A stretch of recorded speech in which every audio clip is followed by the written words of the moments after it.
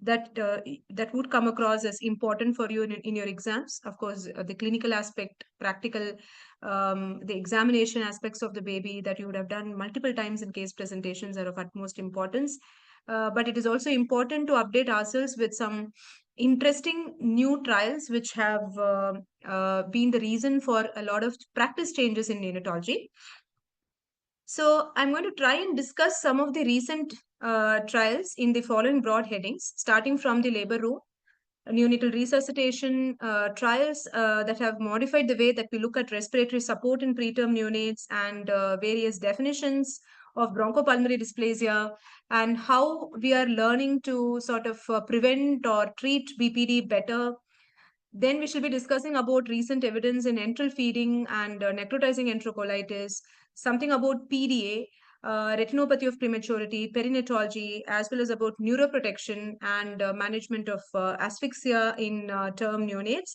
And lastly, but definitely not the least, some miscellaneous aspects on developmentally supportive care, etc.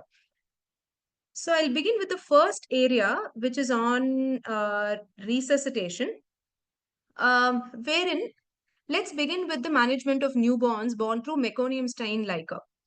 Now, a lot of practices which were once commonly practiced in newborns born through MSAF have now turned out to be obsolete.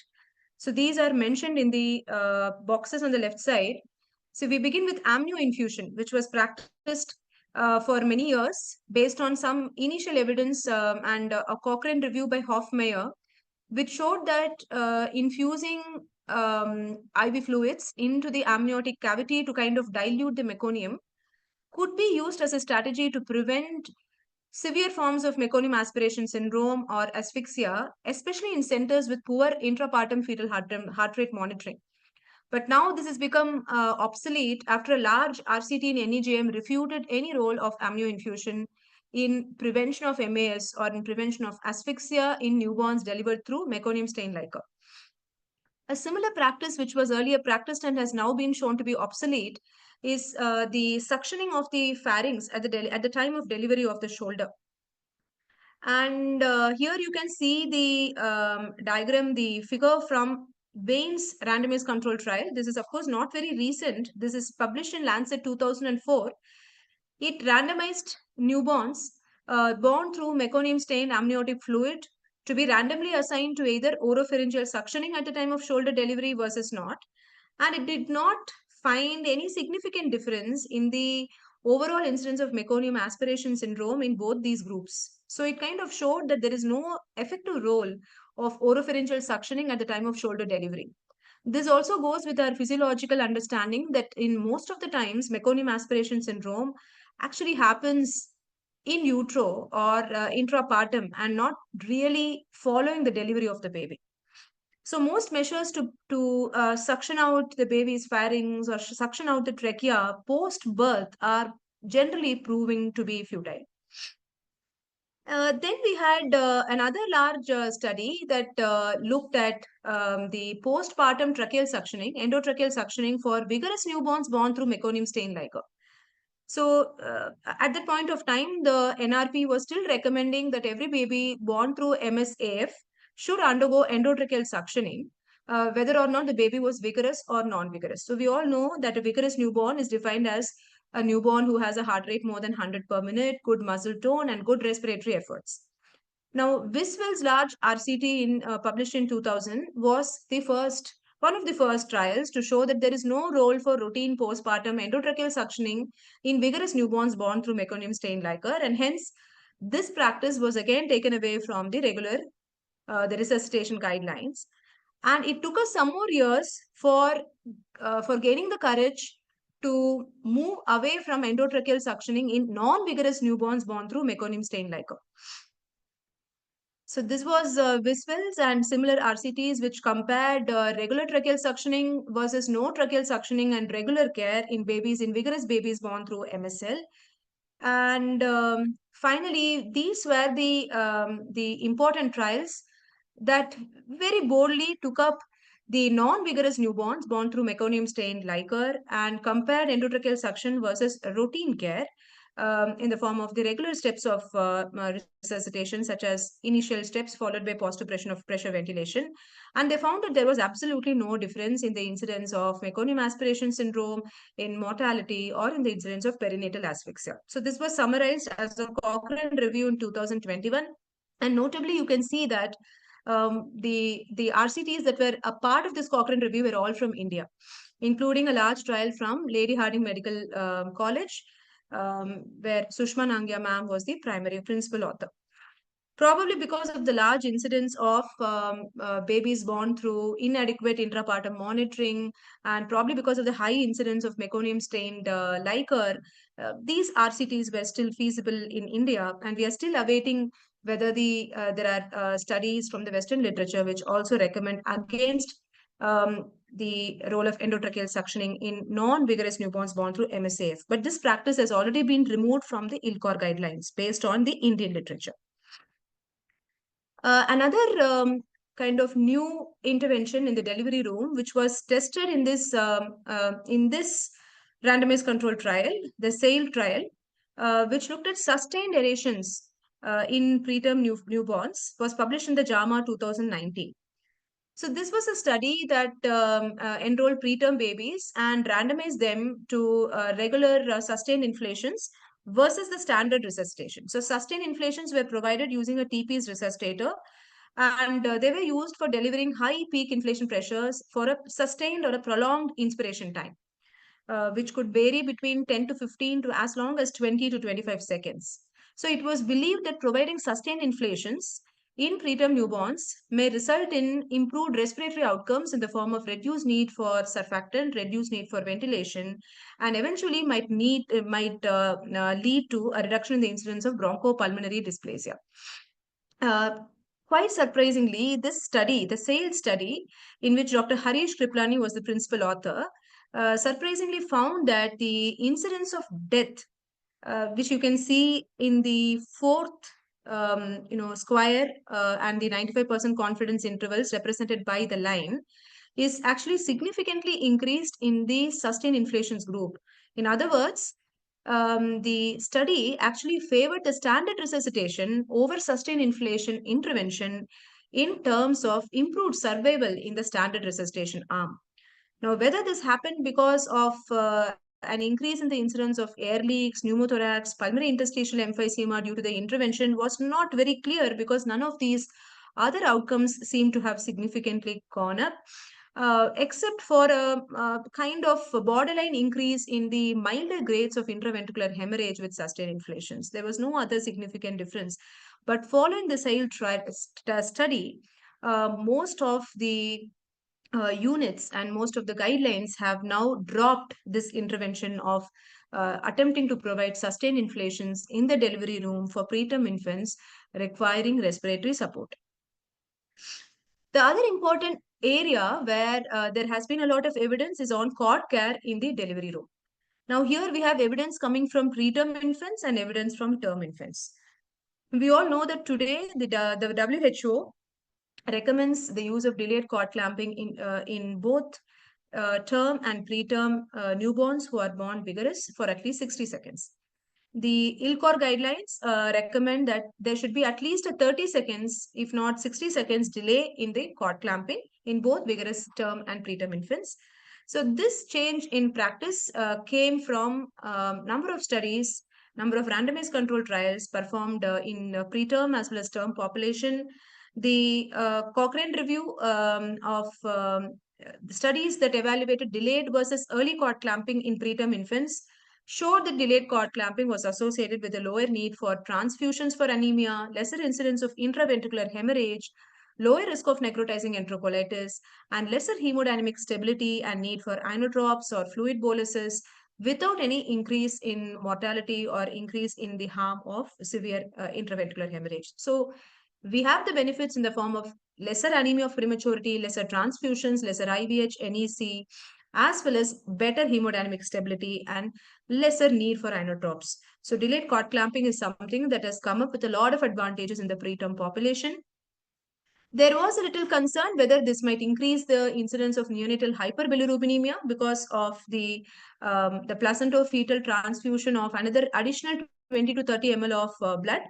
But it has been seen that although the peak bilirubin levels are higher in the infants who got delayed cord clamping, with a mean difference of 15 micromoles per liter, which is roughly 0.9 milligrams per deciliter of bilirubin, this did not translate into higher need for phototherapy or double volume exchange transfusions.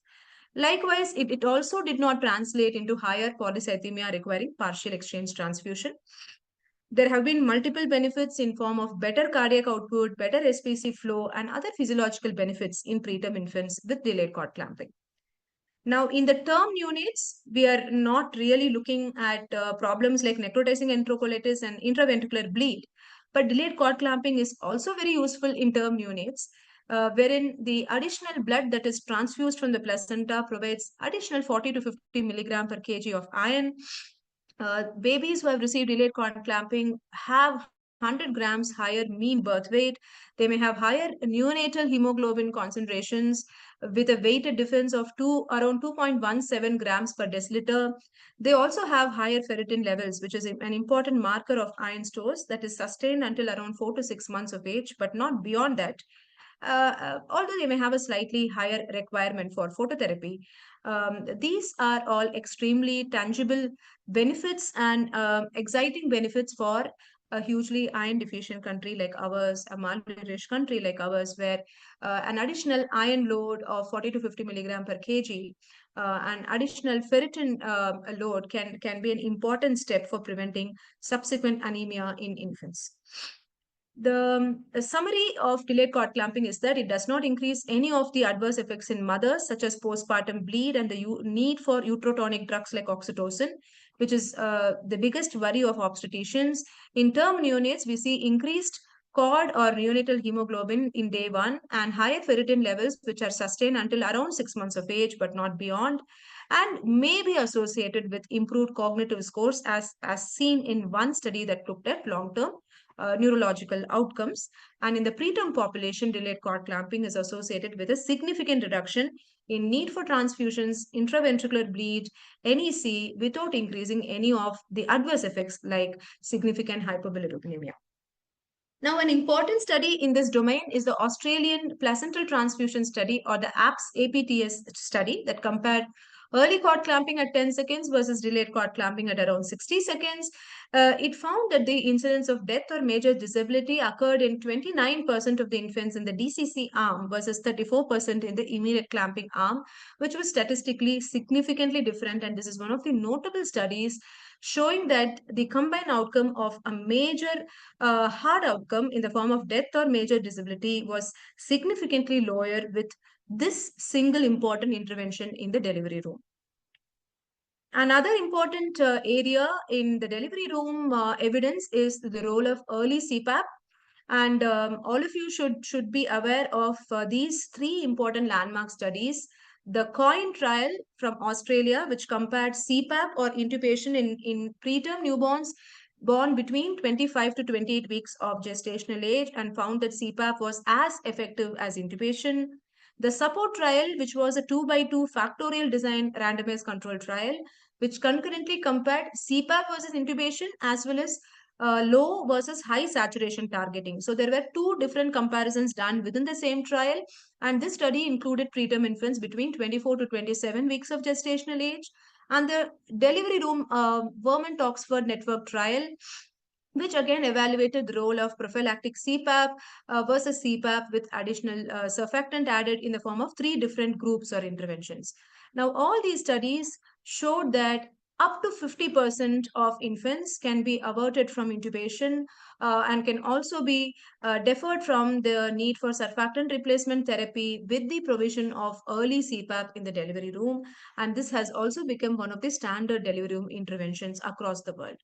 So in the delivery room so far, we have discussed about the changes in the management of term neonates born through meconium stain liquor, followed by the important sales study, which removed the role for sustained inflations in preterm infants. We later discussed about the role of cord management and studies recommending delayed cord clamping in both term and preterm infants who do not require resuscitation. Notably, here we are also now having randomized trials looking at delayed cord clamping in the depressed infants who need resuscitation, wherein the placental perfusion is continued while the baby is started on resuscitation using mobile resuscitation trolleys or warmers. And this is something that is likely to find way into the ILCOR guidelines very soon based on the promising evidence that it is already finding. Because it looks like it is in this group of asphyxiated or depressed neonates that continuing placental circulation until the baby establishes spontaneous circulation is of much more vital importance. And lastly, we discussed about the role of early CPAP in preterm infants, which has been found to be associated with a 50% lower need for intubation and surfactant replacement therapy. Now we come to recent trials in the surfactant administration domain. We all know that there are various techniques of surfactant administration, such as insure, which is intubate, give surfactant, and brief ventilation and extubate to CPAP. Then we have LISA, which is less invasive surfactant administration, and some small modifications in the technique have given rise to other equivalent terms like MIST, which is minimally invasive surfactant therapy. And there are some modifications like in Rexure, which is intubate, recruit the lung, give surfactant, and extubate, which has also been tested in 2 RCTs. And we also have the laryngeal mask airway or nebulization as a route for surfactant administration. Now, traditionally, we all know that Insure came with its own side effects, which in the form of the trauma of intubation and the provision of few positive pressure ventilatory breaths and removing the baby's own natural CPAP by bypassing the baby's own glottis or the mechanism of the glottis creating self CPAP. So, all this was an important prompt for investigators to look for alternative routes of surfactant administration, which is where Cribbs, who is an important name in this domain, embarked upon the idea of using a thin vascular catheter, and later on, this was modified into a feeding tube. Some units have used suction tube for giving surfactant less invasively. So, this usually involves direct laryngoscopic vision, and the stiff catheter is passed or negotiated through the vocal cords into the baby's trachea, and surfactant is administered usually as a single continuous slow infusion. Now, the advantages of LISA, you all very well know, is that it combines surfactant delivery with spontaneous breathing of the baby, maintaining the laryngeal function. It has potential to improve patient comfort by avoiding mechanical ventilation, and it might further improve the outcomes over even short durations of ventilation, which we achieve with Insure, because we do zero ventilation. You can continue CPAP while the baby is receiving LISA, and it can kind of maintain the laryngeal function as much as possible. So there are various terminologies ascertained to different small variations in the technique. For example, in the Cologne method, a flexible suction catheter was used, which was kind of negotiated in through a Magel's forceps with using a direct laryngoscope. We also had the take care method, which used a flexible nasogastric tube and with a laryngoscope and without using a forceps. So each study looked at finer modifications in the technique and came up with different terminologies for this technique. Now, is LISA backed by evidence today over Insure? It seems to be definitely encouraging as based on this network meta-analysis published in JAMA 2016, which compared various interventions such as some respiratory support modes like nasal CPAP, non-invasive ventilation or NIPPV versus invasive ventilation. And it also looked at different modes of surfactant delivery like Insure, LISA, LMA, and tried to rank them using the cumulative surface area, which was used for ranking these different interventions. And it was seen that the highest ranked intervention to reduce the outcome of bronchopulmonary dysplasia amongst all these 6 interventions was LISA, that is less invasive surfactant administration. It had the surface area under the cumulative ranking curve was 0.94, and it was ranked above the other interventions. But most of these studies had some limitations, such as the lack of blinding of the care providers, small sample sizes, having a lot of heterogeneity among the interventions and the co-interventions as well, and procedure-related side effects, and using larger volume of surfactant. However, LISA is certainly something that is promising, and so when it comes to different strategies of LISA, this is something which is again extremely exam rich area. So this is the network meta-analysis, which looked at the association different modes of non-invasive ventilation with mortality and BPD among preterm infants. Now, coming to bronchopulmonary dysplasia again, the definitions of BPD have evolved. So initially, we all are aware of the NIH 2001 definition, wherein we identify a baby as a baby with bronchopulmonary dysplasia when the baby begins to need persistent respiratory support for more than 28 days postnatal age in order to maintain the target saturations, and BPD was further classified at 36 weeks of post-conceptional age as mild, moderate, and severe. Now, in 2018, there has been a revision in the classification of BPD, which I'm sure most of you would have read. A preterm infant less than 32 weeks with persistent parenchymal lung disease, radiological changes of parenchymal lung involvement, and who has touched 36 weeks of PMA, who is having FaO2 requirement or respiratory support requirement, which is fitting into one of the categories in this table for at least more than 3 consecutive days to maintain saturations between 90 to 95% is believed to have BPD of that particular grade. For example, at 36 weeks, if you have a baby who is requiring invasive ventilation for BPD, mind you, the pathology is fitting with BPD, say the baby doesn't have other concurrent morbidities like a viral infection or sepsis, pneumonia, and you believe that the baby is being ventilated for BPD and is requiring FaO2 more than room air, more than 21%, the baby automatically fits into BPD stage grade 3. Whereas if you have a baby who is receiving nasal cannula oxygen, low flow oxygen with a flow of less than 1 liter per minute, and if you find that the FaO2 requirement is between 22 to 70%, then the baby is believed to have grade 1 BPD.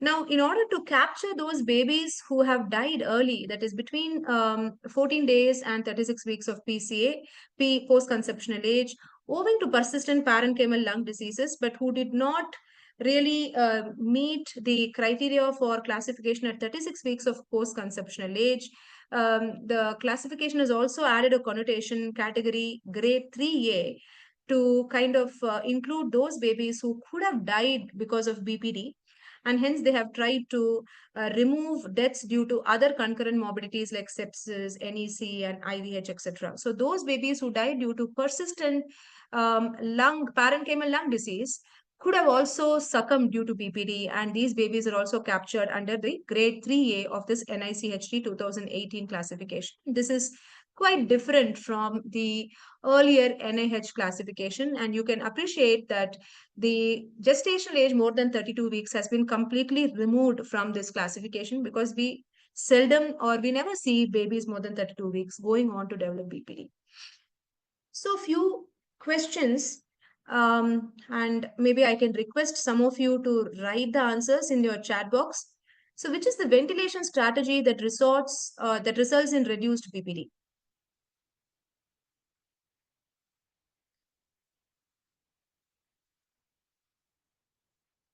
Yeah, volume targeted ventilation is perfectly fine.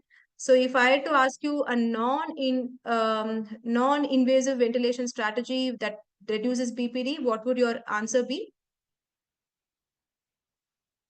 Yes. So you would say NIPPV, or yes, synchronized NIPPV or NIPPV, both acceptable answers. Sorry. Which medication when started immediately after birth is likely to reduce BPD? Again, you can think of caffeine. Yes.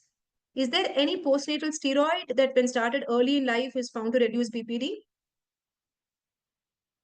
Yes. Hydrocortisone as per the Premiloc study. Yes. A lot of you have got it right. The Premiloc study, which used a cumulative dose of 8.5 milligram per kg of hydrocortisone, started early and was tested in the age group of infants between 24 to 27 weeks, was found to be associated with better survival without BPD. But the study also pointed out some limitations like increased risk of sepsis, especially in the subgroup of 24 to 25 weekers with hydrocortisone. So caffeine is perfectly fine and also is hydrocortisone, especially when they're asking immediately after birth. Remember that postnatal dexamethasone is strongly contraindicated in the first 1 week because of increased incidence of neurological disability and cerebral palsy with early use of dexamethasone. Now, next question, which surfactant strategy results in reduction in BPD? I'm sure you would all answer. Which mode of surfactant administration? Yes, it's LISA that has been found to reduce BPD. LISA or MIST are both acceptable answers. Now, when it comes to low dose dexamethasone for the treatment of BPD, what is the risk of BPD at which um, the low dose dexamethasone treatment would be favorable for preventing the risk of BPD? In other words, if you were to calculate the risk of BPD in a baby, at which risk or higher would you consider using postnatal dexamethasone? Yes, this will need a BPD risk calculator, which we shall discuss in the upcoming slides, and a risk more than 65% is what justifies the use of dexamethasone for prevention of BPD.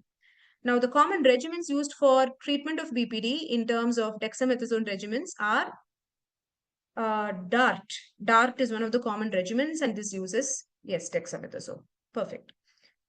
So, correct. So, BPD and prevention with postnatal steroids is again an extremely, evidence-driven area. So this is the Premiloc study, which was a French trial. The principal author was Baud et al., published in Lancet 2016. The intervention was to give 8.5 milligrams of prophylactic hydrocortisone given over 10 days at 1 milligram per kg per day in the first 7 days, followed by 0.5 milligram per kg per day in the next 3 days, day 8 to day 10. So population was 24 plus 0 to 27 plus 6 weeks gestational age preterm infants. And the primary outcome was survival without BPD, which was significantly better in the hydrocortisone exposed infants. But there were some problems. There was a higher rate of late onset sepsis in the subgroup of the gestational ages 24 to 25 weeks.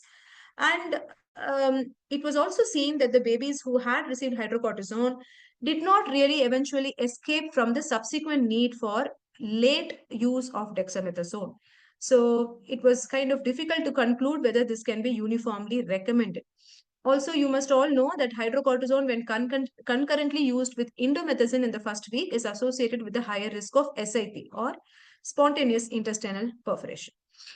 Now, this is the often quoted meta-regression by Lex Doyle, which was published in 2015, which attempted to look at a regression model to find out the baseline risk of BPD in a preterm infant, wherein the risk justifies the use of dexamethasone. In other words, beyond what risk of developing BPD would you consider using dexamethasone, and where the benefit in preventing BPD outweighs the harm was what was answered in this particular meta-regression analysis. So they found that when the rate of BPD or when the risk of BPD crossed 65%, as you can see in this figure, the 95% confidence intervals do not cross this zero line of equivalence, and the benefits significantly outweigh the harms when we use with a BPD risk of more than 65%. Whereas when the baseline risk is less than 35%, then it is likely that the postnatal steroids can significantly increase harm when compared to the benefit. So to know and use this meta-regression data, we need to know the risk of developing BPD. And that is not something which is very easy for us to predict. But this neonatal BPD risk estimator or calculator, which has been devised by the Neonatal Research Network of NICHD, attempts to give us a risk calculation for BPD. So when you open this website, this is the link that is given on the title slide. It will prompt you to enter some data which include the postnatal age, the gestational age of the baby, the birth weight, the gender. Antenatal steroid coverage is asked. When you are entering the postnatal age as 1, it will ask you to enter some data like ANS coverage. And if the postnatal age is between 14 to 28, it might also prompt you to enter whether there is surgical grade of NEC versus not. Then you have to enter the current respiratory support type and the FAO2 requirement. And once you enter all these particulars, you calculate and it gives you the baby's risk of developing no BPD, grade 1 BPD, grade 2 BPD, and grade 3 BPD, and even death. So this is the calculator, and this can be used to kind of assess what is the cumulative risk of developing BPD. See, for example, in this particular calculated model, no BPD was 37% probability, death 4%. So BPD is the remaining, 59% or 60%. So based on this probability of the outcome, you can decide whether you are going to give postnatal steroids versus not. Some more questions. Early rescue CPAP is likely to reduce the need for what two interventions? Early rescue CPAP. Very good. Need for surfactant and need for invasive ventilation. Excellent. Now there is some shaped relationship between the pulmonary vascular resistance and the lung volume. Yes, surfactant and ventilation is the perfect answer for the previous question. It's not sigmoid. It is a U-shaped relationship between the PVR and the lung volume, which means your pulmonary vascular resistance is going to be elevated in both high as well as low low lung volume. So both in RDS, which is lung volume state, and in meconium aspiration, high lung volume state, you will have a U-shaped, you will have a high PVR, and hence a U-shaped relationship. Among CPAP, NIMV, and HFNC, which is the best strategy to reduce the need for mechanical ventilation in the primary treatment of RTS? So, CPAP versus HFNC, CPAP is better as a primary mode. CPAP versus NIMV as a primary mode, yes, NIMV is found to reduce the need for ventilation, yes, but it doesn't really translate into reduction in BPD. So, the best answer in this question would be NIMV.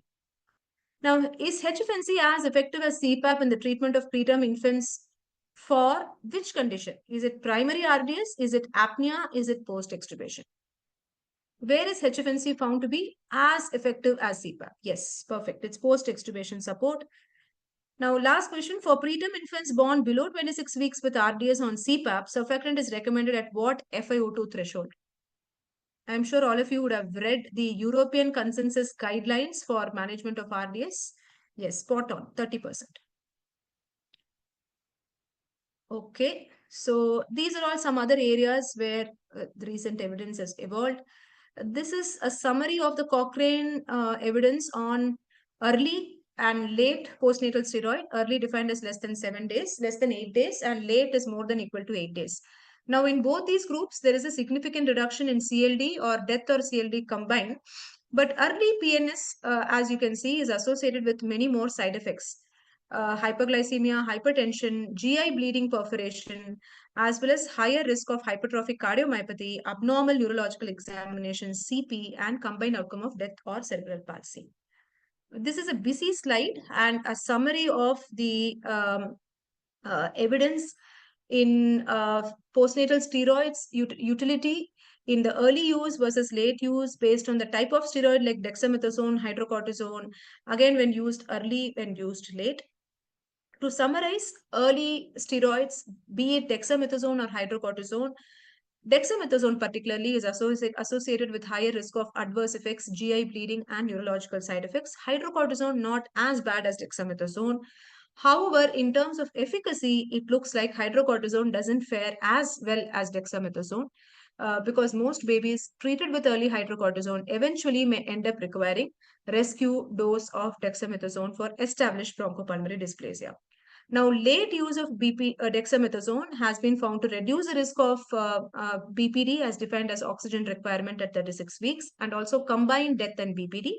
without increasing some harms like GI bleeding perforation. Although it is still associated with higher risk of hypertension and cardiomyopathy, it doesn't seem to be associated with higher risk of neurological morbidity and cerebral palsy. Coming to the comparison of humidified high flow nasal cannula versus CPAP as primary support for RDS, hipster study and the Indian study, the dual centric study by Dr. Murki sir and the Surya Hospital unit, both showed that treatment failure was much higher in the HFNC arm when compared to CPAP arm. So the treatment failure was 25% versus 13% in the hipster trial, and in the Indian study, HFNC failure was 26% versus 12% in the CPAP group. This was also replicated by another study published by Hunter and group. So overall, the use of humidified high flow nasal cannula as primary support in preterm newborns with RDS is associated with higher risk of primary support failure, and it should be replaced routinely by CPAP, especially when the baby is born with signs of RDS. This is what these three landmark trials have indicated to us. Caffeine was lauded as the silver bullet of neonatology, not was, is still being known as this. Came into vogue with the CAP trial in 2006, published by Barbara Schmidt. Now, this was one of the finest studies, most robust randomized control trials published in neonatology, which compared caffeine versus placebo in newborns with a birth weight less than 1250 grams. It randomized newborns, 2006 newborns to be precise, born with a birth weight of 500 to 1250 grams, to receive either caffeine or placebo. And they looked at various outcomes, and apnea of prematurity was actually not one of their outcomes, surprisingly. They looked at bronchopulmonary dysplasia or persistent need for respiratory support at 36 weeks post-conceptual age as their primary outcome, and they found that caffeine was encouraging and was associated with a lower risk of PPD, the odds ratio being 0.64 and 95% confidence interval 0.52 to 0.78, which means statistically significant reduction in BPD. There was also a reduction in many of the other favorable outcomes. That is, there was reduction in severe ROP. There was reduction in the incidence of a hemodynamically significant PDA requiring both medical and surgical management. And in the long term, also it was associated with lower incidence of death or disability at 18 months of corrected age. Now, the cohort of this CAP trial, which was initially published in 2006, was followed up until many years, and they have published their outcome even at 5 years and 11 years, where in 5 years there was not much difference in the neurological outcomes. At 11 years, there seemed to be slightly reduced risk of some visual motor, visual perceptional, and visual spatial disabilities in the caffeine arm. So caffeine is something that is again driven with a lot of evidence. Among the different three arms of caffeine use in the CAP trial, which were therapeutic use of caffeine for apnea, prophylactic use of caffeine, and post-extubation use of caffeine for ventilated preterm infants, the most useful modality of caffeine use seemed to be the post-extubation use of caffeine. Some more questions. What is the target saturation at 5 minutes for a preterm infant born below 28 weeks requiring resuscitation?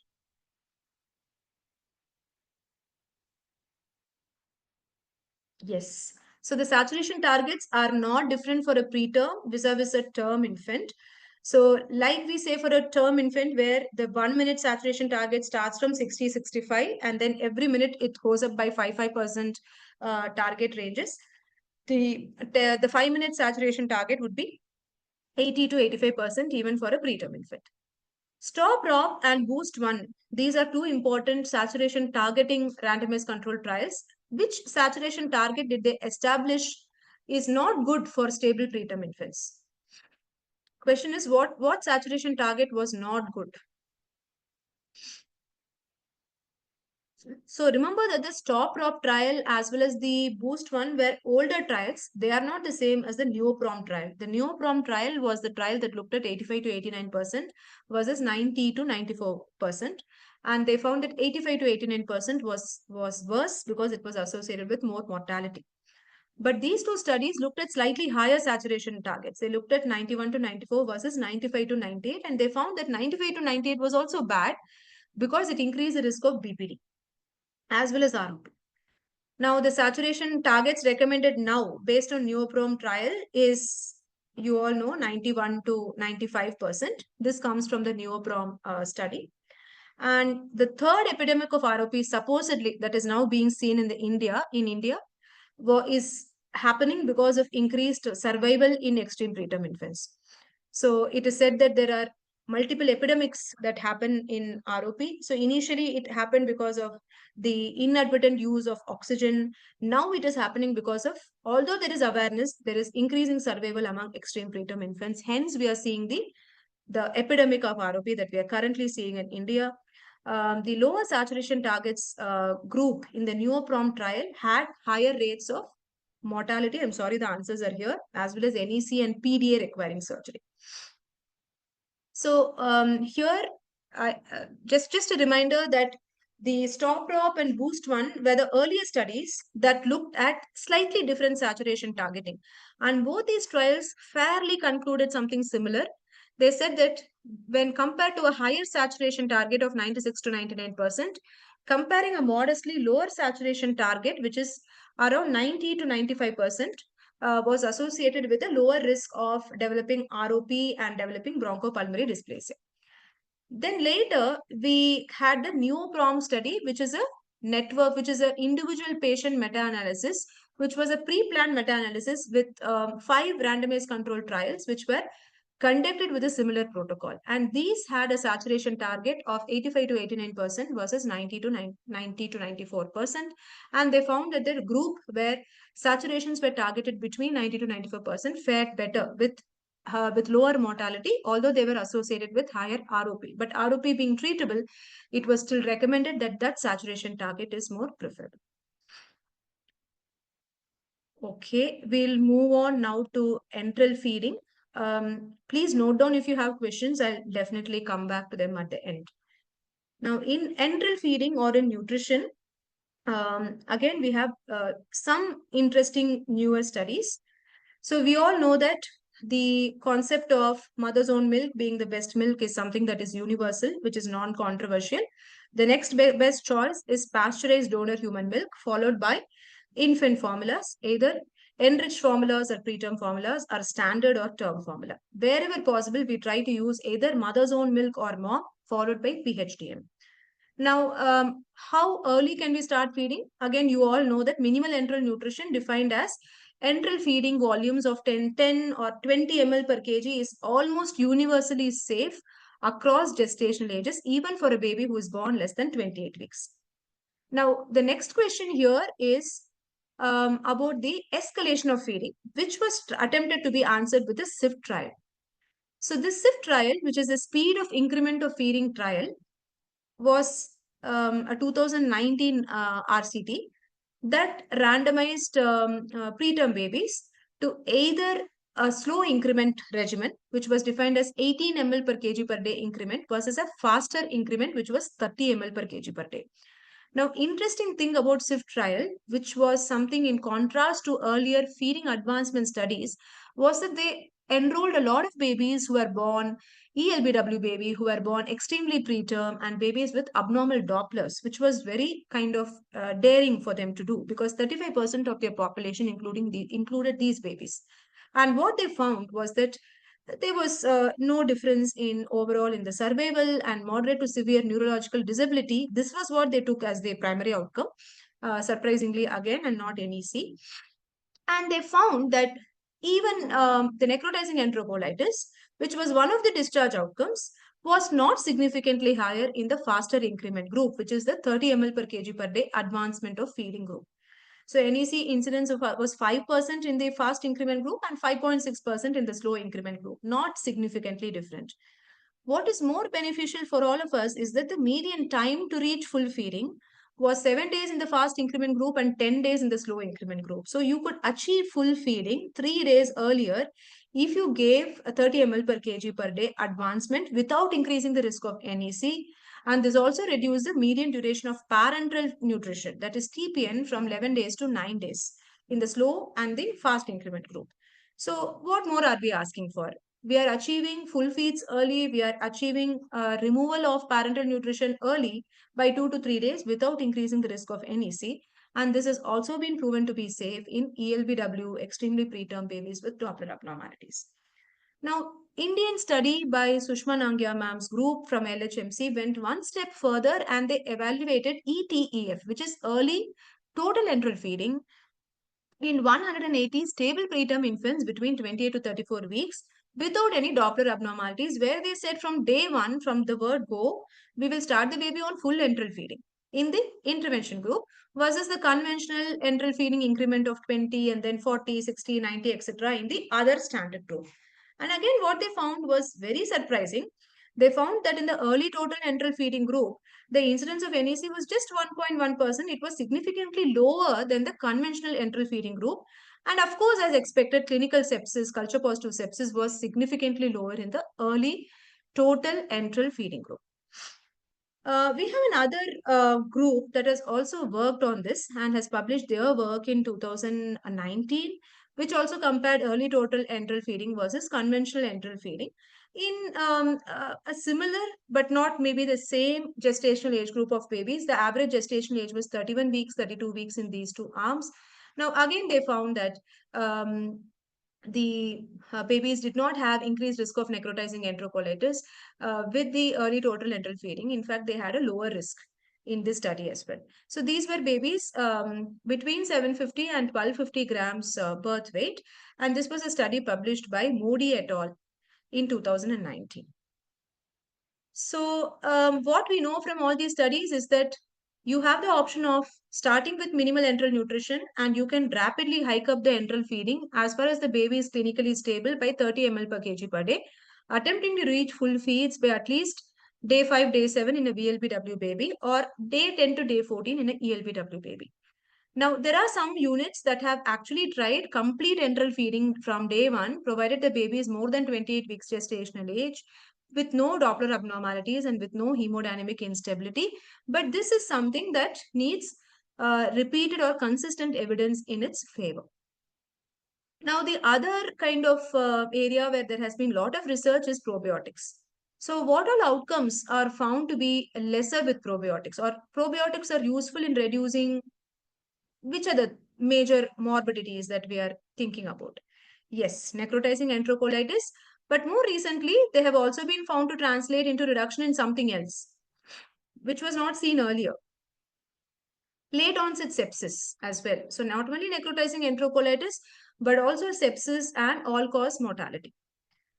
Now, the organism that is most extensively studied in the probiotic strains is, which is the organism that has been most frequently studied among probiotics? Yes, Lactobacillus rhamnosus GG is what has been studied extensively.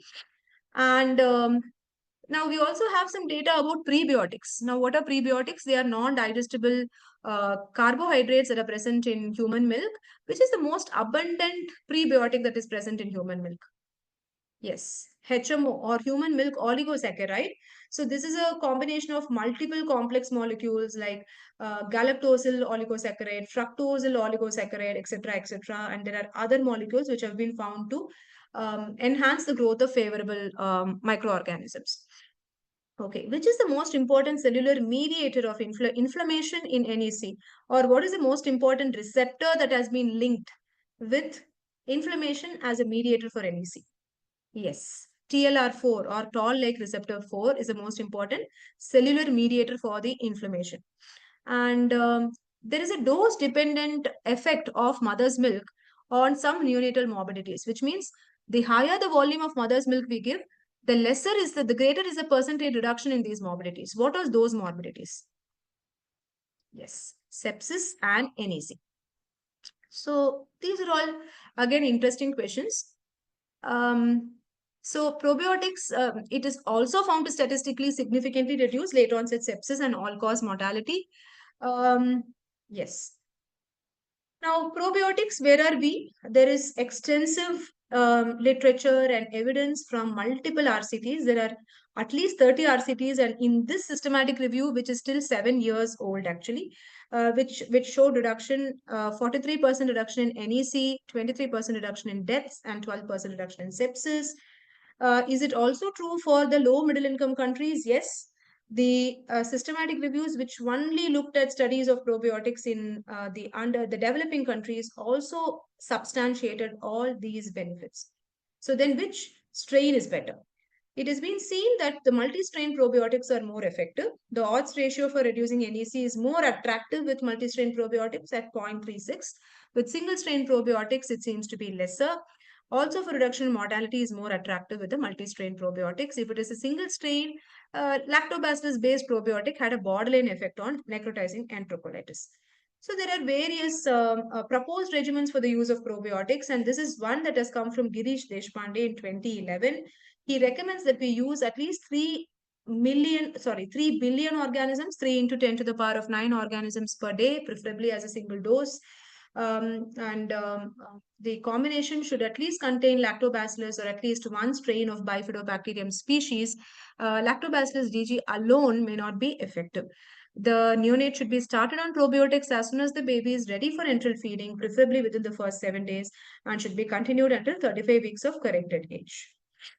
Now, there is a very interesting study published by Dr. Jiva Shankar and his group from AIMS in 2023 that looked at species-specific evidence from low-middle income countries.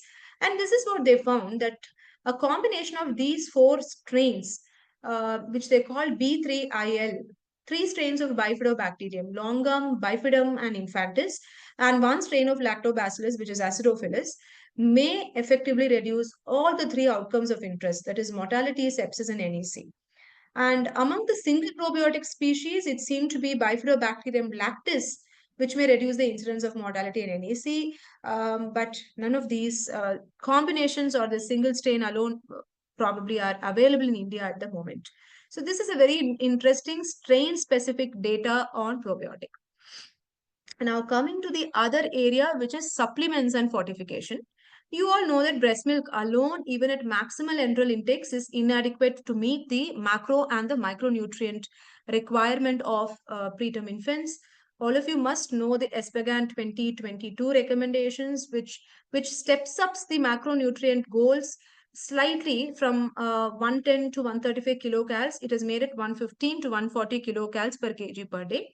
Protein is remaining, the RDA is still at 3.5 to 4 grams per kg per day. So even at 180 ml per kg of unfortified milk, we can't really meet the protein demand of a preterm infant. Micronutrient demands, you hardly can meet anything with unfortified milk. Now, vitamin D, they have revised the modification from the earlier 800 to 1000 units per day to 400 to 700 units per kg per day, and making sure it doesn't cross 1000 international units per day. So the only answer is to provide fortification, and multi-component fortification has been backed by a Cochrane evidence review with a lot of short-term anthropometric gains, better weight gain, better length, and better linear growth. Yes. Now, what is new in fortification then? Most of the bodies have divided the recommendations on fortification, but most are heading towards earlier use of fortification starting from 50 enteral feeding volumes are 50 to 80 ml per kg per day. If you see the older recommendations, they all recommended only from enteral feeding volume of 100 ml per kg per day. Now, in fortification per se, you can either do a standard fortification, which most of us do, which is adding 1 sachet of the fortifier to 25 ml of human milk. But this has been found to really not solve the problem of protein undernutrition in VLBW infants, because we saw how protein content of breast milk is very variable and it tends to come down with advancing postnatal age in a preterm infant. So that is why we have individualized fortification techniques, adjustable and targeted. Adjustable fortification targets the blood urea nitrogen levels at 10 to 16 milligrams per DL, and it is to be measured twice weekly. So you step up the strength of fortification versus step down based on the BUN levels. Whereas in targeted fortification, we look at the macronutrient concentrations of human milk as analyzed by a human milk analyzer, and this is used for adjusting fortifier. This is a pretty recent study published from AIMS, which looked at the utility of preterm formula as a fortifier and compared it with a human milk fortifier as fortifier. And what they found was there was no significant difference in the in-hospital weight gain or any of the anthropometric outcomes with either strategy. And obviously, a preterm formula used as fortifier is a much cheaper strategy for fortification because it costs much lesser. And it was also found that the incidence of feeding intolerance was possibly a little lesser with preterm formula used as fortification. So fortification with preterm formula is not inferior in terms of weight gain to fortification with traditional human milk fortifier. It may reduce the incidence of feeding intolerance and the need to withhold fortification. But given that preterm formula is less expensive, definitely seems like a promising option in the coming days for fortifying breast milk. Last area in enteral feeding is about feeding in babies with abnormal Dopplers who are considered to be 2.1 times at higher risk of developing necrotizing enterocolitis. From the ADEPT trial, the very popular RCT, which compared the early versus standard initiation of enteral feeding in preterm infants less than 35 weeks with abnormal Dopplers, we can safely recommend that feeding can be begun at least at 24 to 48 hours, if not earlier, provided the abdomen is soft, because the ADEPT trial did not show increase in NEC with early feeding. Moving on to PDA, not many recent things here. I'm sure all of you know that one of the most effective treatment regimens, as per a recent this network meta-analysis by Mitra et al., was a high dose regimen of ibuprofen when compared to a standard dose regimen of brufen. So high dose brufen was defined as 10 milligram per kg followed by um, 20 milligram per kg followed by 7.5 to 10 milligrams per kg every 12 to 24 hours for a total of 3 doses.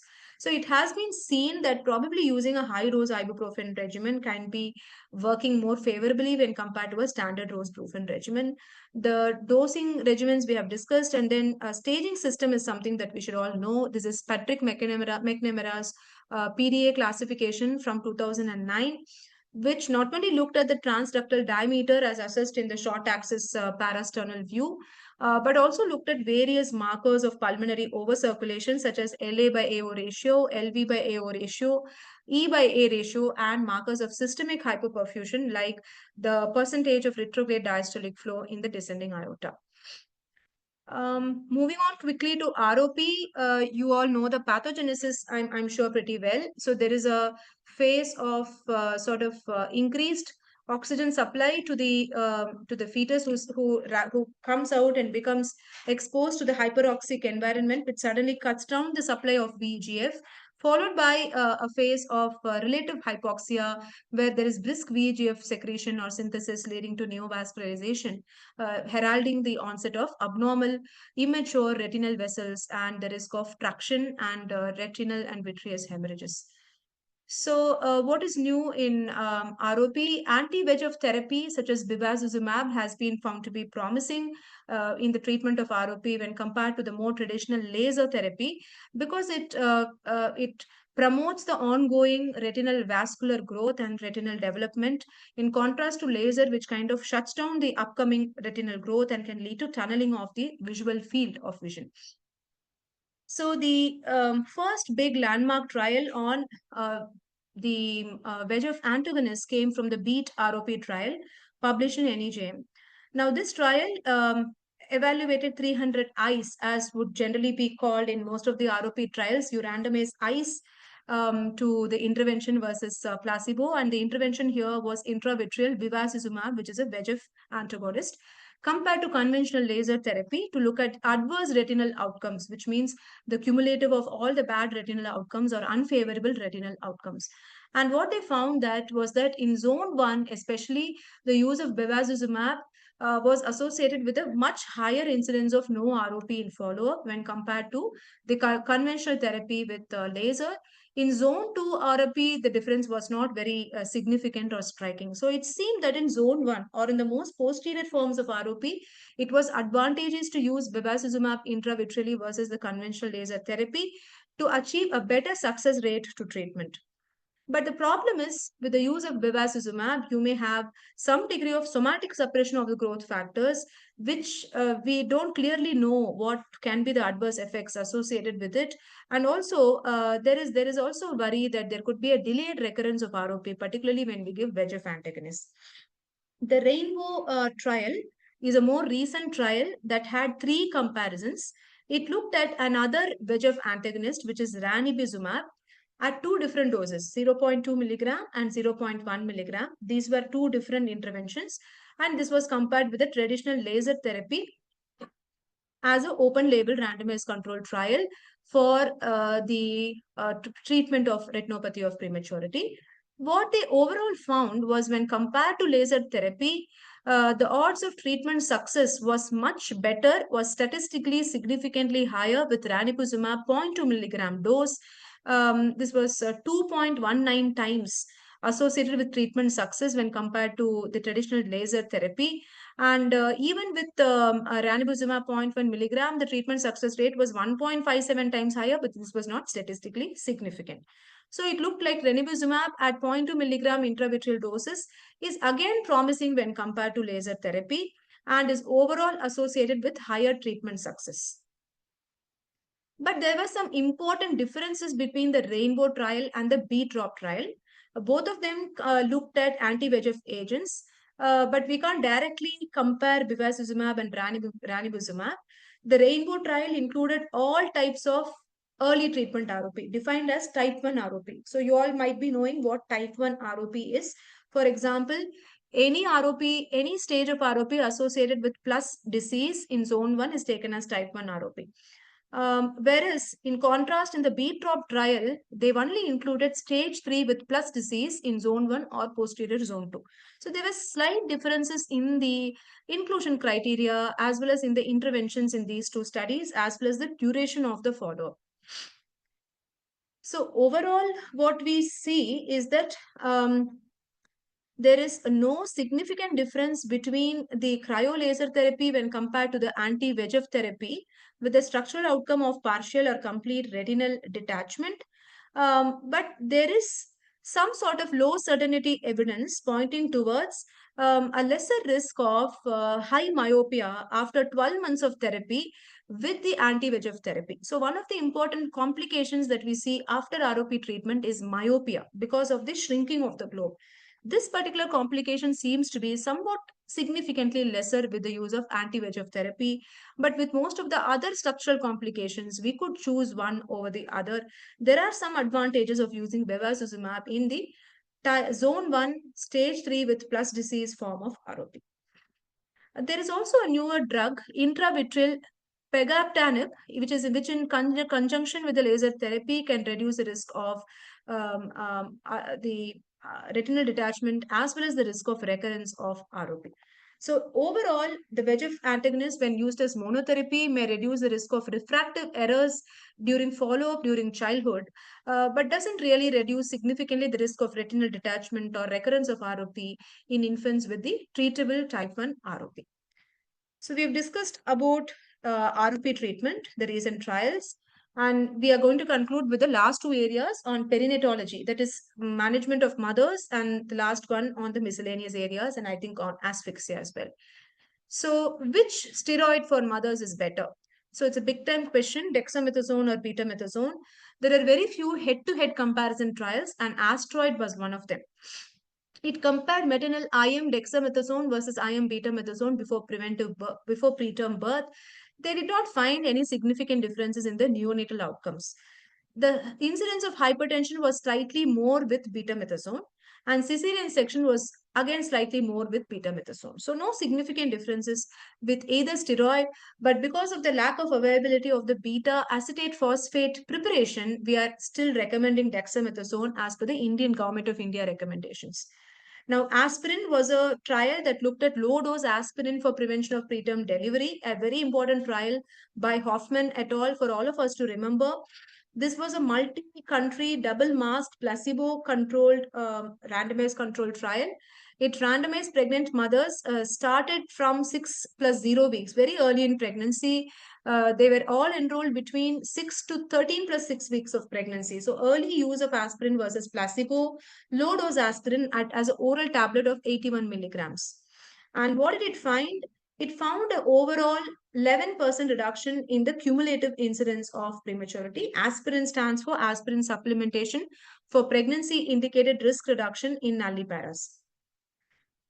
So this is the primary outcome table where you can see that prematurity rate It reduced from 13.1% in placebo to 11.6% in aspirin group. So this was a 11% relative risk reduction. There was also perinatal mortality reduction by 14% and early preterm births were lower by 25%. So aspirin low dose started early in pregnancy can potentially make neonatologists potentially jobless probably because it's going to reduce the incidence of prematurity. It's a very very healthy intervention which all of you when you talk to your obstetricians must try and advocate. Now, progesterone, it reduces the gap junction formation and it's an oxytocin antagonist. It leads to smooth muscle relaxation. So this is a putated agent that is used for prevention of preterm labor. It was not effective in twin pregnancies, but is very effective in singleton at-risk babies with a history of previous preterm labor and elevated fetal fibronectin. So vaginal progesterone did reduce the incidence of preterm labor, defined as less than 34 weeks, less than 36 weeks, all of them.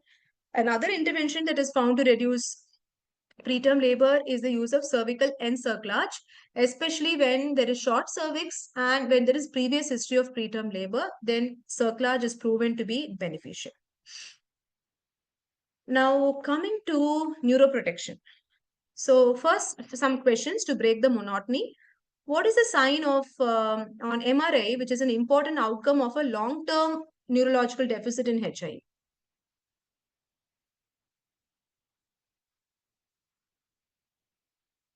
Plick sign. Yes. Yeah, true. Plick sign or posterior limb of internal capsule showing hyperintensities on MRI is an important sign of long-term outcomes. Yeah. Now, therapeutic hypothermia for what grade of encephalopathy? Moderate to severe, that you all know. It reduces the incidence of mortality and neurodevelopmental impairment when given for how many hours? Yes, 72 hours, starting from 6 hours, within 6 hours of birth and continued for 72 hours. And target temperature, again, you all know it's 33 to 34 degrees. What are the MRS markers, MR spectroscopy markers of poor outcome in HIE? Some ratios that are often used. Yeah, elevated lactate, and the ratio that is used is lactate by NAA or N-acetyl aspartate ratio. Okay, so this is a MRS marker that can be used from the relevant area like the basal ganglia or ventrolateral thalamus in acute severe asphyxia. And the ratio more than 0.09 is a useful marker of long-term prognosis. Likewise, NAA by choline less than 0.62 is also a good MRS marker for poor outcome.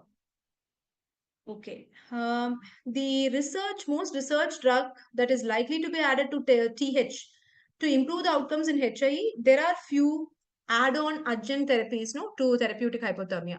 So some of them I think you all saw in that box. Erythropoietin has been, yes, extensively studied. Melatonin is being studied. Allopurinol is being studied. One study looked at inhalational xenon, that is TOBI-ZE study. So they added inhalational xenon. Yes, topiramate, cannabinoids. Yes, all these are absolutely right. Now, recent evidence suggests levetiracetam is as effective or better than phenobarbital as first-line therapy for seizures in HIE. This is actually false because the NEO-LEV2 study showed that phenobarbital is better than levetiracetam. Yes. The 4 criteria to define perinatal asphyxia as per the AAP ACOG recommendation guideline, these are the 4.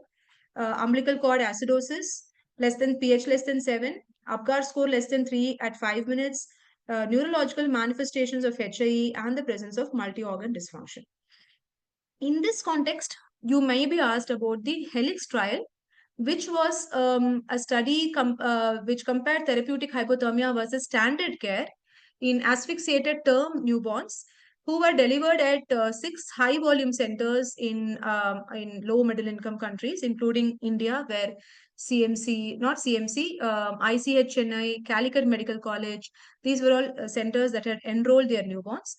Now, the HELIX trial surprisingly found that in the cooled infants, which you can see by the blue bars, there was an increase in mortality, a significant increase in mortality in the cooled infants versus the control infants.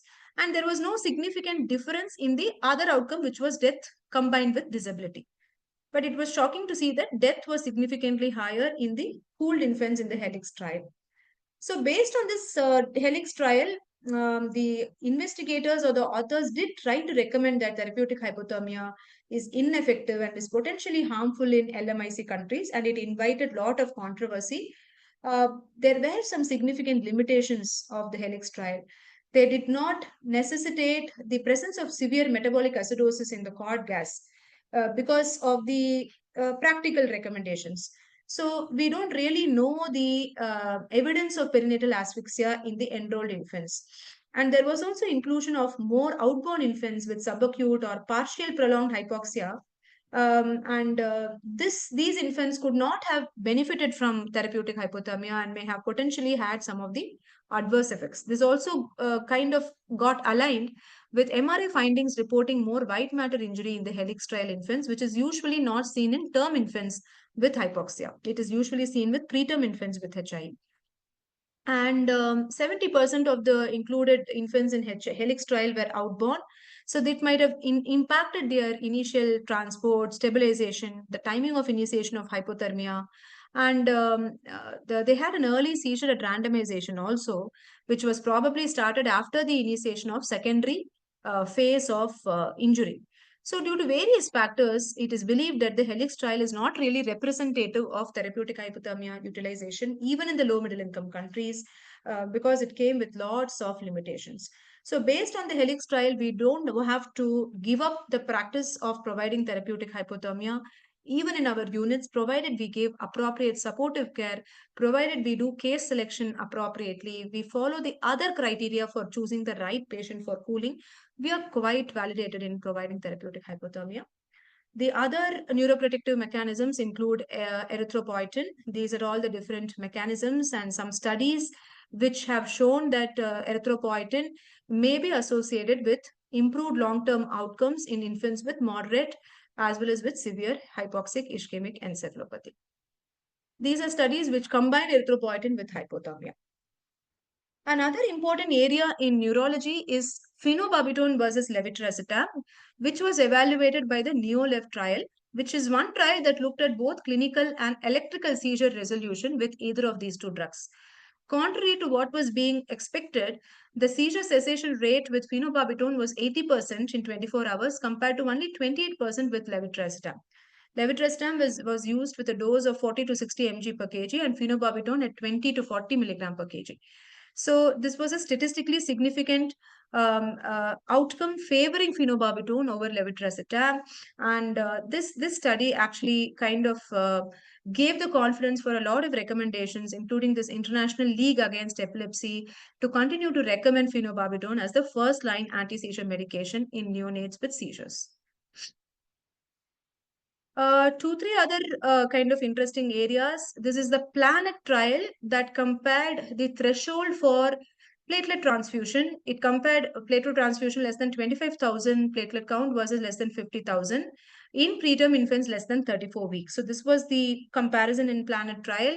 Primary outcome was death or major bleeding before day 28. And what did they find? They found that in the high threshold group, that is platelet transfusion indicated below 50,000 group, the incidence of death or bleeding was higher than in the group which received platelets only if it dropped below 25,000. So what it tried to show is giving platelets alone is not enough to stop bleeding. In preterm infants especially, bleeding tends to have occurred due to various other factors rather than just low platelet count. This could include the capillary fragility, the correction of volume status, coagulopathy, etc.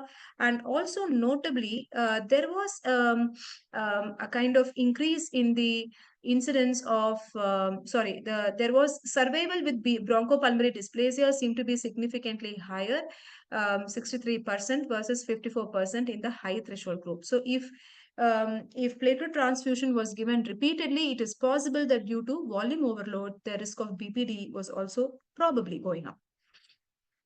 Another important area of sort of very path-breaking research has come from Suman Ma'am's team from St. John's, Bangalore. Ma'am has worked as a part of a WHO multicentric RCT on this project on immediate KMC. which looked at initiating KMC as early as 1 hour of life in low birth weight infants between 1000 to 1800 grams, and starting IKMC or immediate KMC when compared to control group of standard KMC, where again KMC was initiated within a mean age of 24 hours. Still, IKMC was associated with much lower mortality, 25% relative risk reduction in mortality among these low birth weight neonates. So this fueled the idea of creation of MNICUs, which is mother and newborn intensive care units, where mothers' beds were placed just proximate to the newborn ICU bed, and KMC could be initiated irrespective of the sickness status of the baby, whether the baby was on CPAP or ventilation, or whether the baby was on high flow nasal cannula or receiving TPN, etc., etc. KMC could be begun right from within 1 hour, where the mother's bed and the baby's crib were placed next to each other. Another interesting area of developmentally supportive care being provided to the baby, which has been found to translate into better outcomes, came from this cluster RCT that evaluated family-centered care in neonatal units, enrolling newborns born at gestational ages less than 34 weeks, where they randomized babies to the family-centric care model, where parents were to be present at least 6 hours for a day, attend educational sessions, and actively take part in the care of their neonate, versus conventional care. And they looked at newborns less than 34 weeks with a primary outcome of weight gain at day 21 post enrollment. So what they did find was there was a statistically significant benefit by having the family-centered care model in terms of the weight gain or the mean change in the Z score at day 21. So some of the interventions where the families could be involved were cleaning of the soiled baby diaper, hand washing, covering the eyes and genitals during phototherapy, checking the warmer or the pulse oximeter probe for stability, taking care of the IV cannula fixation site, and recognition and reporting of some danger signs, and involving family in orogastric, palada, or spoon feeding. So it has also been found to translate in an Indian study to lesser risk of culture positive nosocomial infections and with lesser duration of hospital stay. So I'll think stop here, and if any of you have sort of some questions, we can discuss them quickly.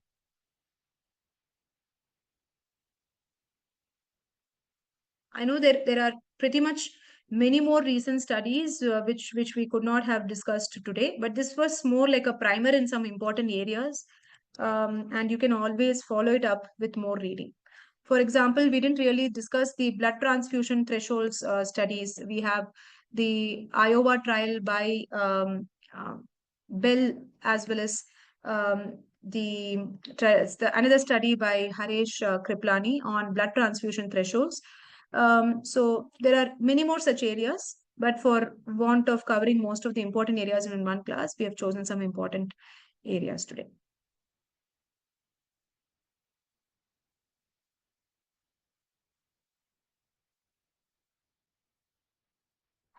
Okay, if I think there are some new messages. Okay. Ma'am, can you explain bar graphs of the coin support one? So those three bars were the proportion of babies who needed intubation and who needed surfactant in these trials, just to show that 100% of infants in the CPAP group did not need surfactant and did not need ventilation. Yes, PINT was the the other trial by Haresh Kriplani on transfusion thresholds. Complete versus partial courses of antenatal steroids. Where to search for new articles? Mm, I think you can log into, my NCBI. So PubMed, which is a search engine, gives you an option of creating a login and a password. And you can create your My NCBI page wherein you can feed some important areas like, say, for example, preterm resuscitation or respiratory support in the labor room. And if there are any new articles published in this domain, My NCBI will keep updating you. So that's one way of searching for new articles. It will keep sending you mails of the recent studies. Now, full enteral feeding for abnormal Doppler. So Sushma ma'am's team did talk about a study of this nature, but I'm sorry, I'm not really sure whether this has actually been published. Yes, I'll also try to look it up, and if possible, I'll post it in the group.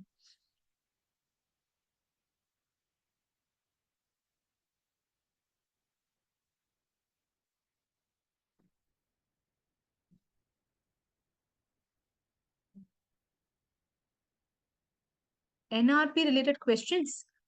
Okay, NRP algorithm itself may be asked as an OSCE. So I think every part of the algorithm is something that you need to um, be absolutely sure of. So you can be asked everything from the routine care, initial steps, when to start positive pressure ventilation, with what device, saturation targets, and what are the steps to be done if there is not adequate chest rise or if heart rate is not increasing. And of course, you will be asked to demonstrate NRP in the station where all these steps will be assessed in real time.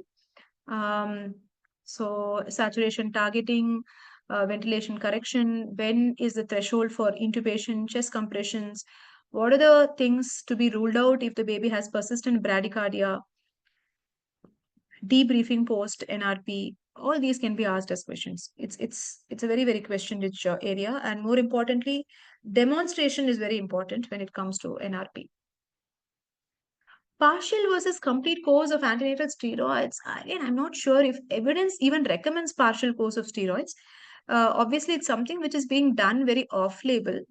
You might all be aware of the ACT study, which is the antenatal corticosteroid studies in the Indian subcontinent. It's a very important study, which probably I missed in this presentation. But do read up the ACT study, which surprisingly found harm with the use of antenatal steroids in low middle income nations. Yeah, late preterm steroids. We have the ALP study, which is an important RCT that showed increase in neonatal hypoglycemia with the use of antenatal steroids in late preterm infants. So that's yes, that's a very important study for us to know. But we should also know that the RCOG's green top guidelines do endorse antenatal steroids for infants born between 34 plus 0 to 38 plus 6 weeks. So they include both late preterm and early term infants to receive antenatal steroids if they are born through elective LSCS. But again, a lot of case control cohort and observational studies do find that using antenatal steroids in late preterm infants, especially born without labor, is associated with better respiratory outcomes. However, the ALP study, antenatal steroids in late preterm infants, came across as a study which showed increase in hypoglycemia. So what we need to remember is it reduces respiratory morbidity, but we need to be very careful about feeding establishment and monitoring of glucose when we have given steroids in late preterm infants.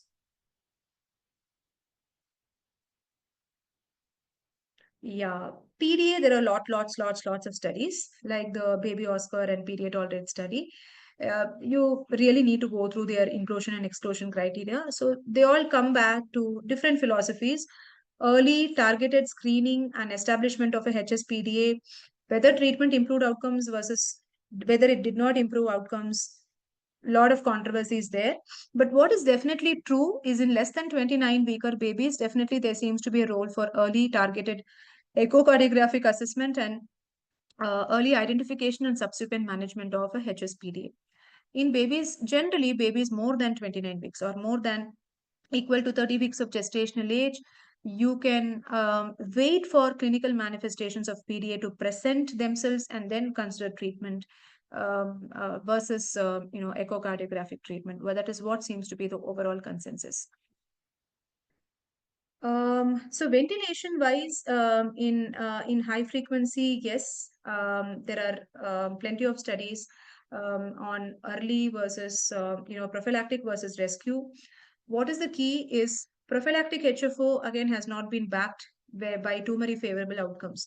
What is the key is to remember to use HFO as a rescue modality when there is failure of conventional ventilation, and when we use HFO to use it with open lung strategy, wherein optimization of MAP is most important parameter. Recruiting the lung or using an open lung strategy, opening up the lung, trying to come down on FiO2 before you start weaning down on MAP is a very important, utmost important strategy. Studies which did not use open lung strategy, like the HI-FI study, which was one of the early studies in high frequency, showed a lot of adverse effects like intraventricular bleed.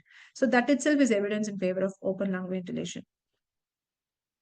Yes, echo signs do precede the clinical signs by at least 2 to 3 days.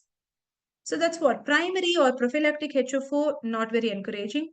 Rescue HFO is what is definitely found to be useful. Rescue after the conventional of failure of conventional ventilation.